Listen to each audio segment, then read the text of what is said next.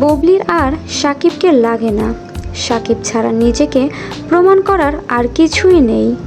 অপু যেখানে সাকিব খানকে ছাড়া আর ঘুরে দাঁড়াতে পারেনি, ঠিক সেই জায়গায় সফল বুবলি।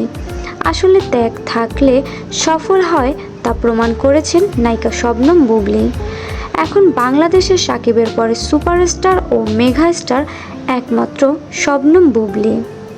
চিত্রনায়িকা পরীমনির বিরুদ্ধে তার গৃহকর্মী পিঙ্কি আক্তার যে অভিযোগ তুলেছেন, তা নিয়ে এবার লাইভে এসে মুখ খুলেছেন তিনি মিডিয়াগুলোর দোষ দিয়েছেন।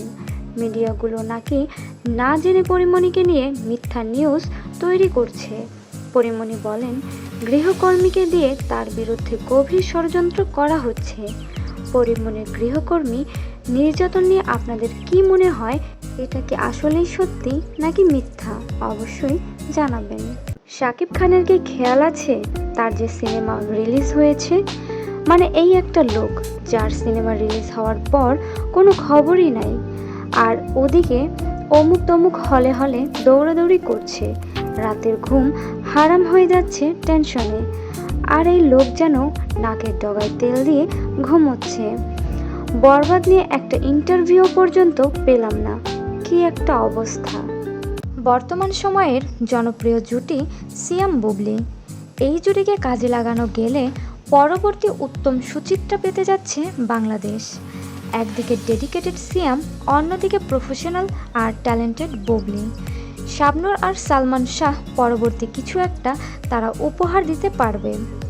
এবার শাকিব খানের সিনেমা থেকে সাবিলা নূর বাদ পড়ায় দর্শক মহলে অনেক খুশি। কিং খানের সাথে আগে থেকেই সাবিলাকে চায় না দর্শক। লাল শাড়ি নামের একটি সিনেমা প্রযোজনা করেছিলেন নায়িকা অপু বিশ্বাস। সেখানে নিজেই ছিলেন নায়িকা।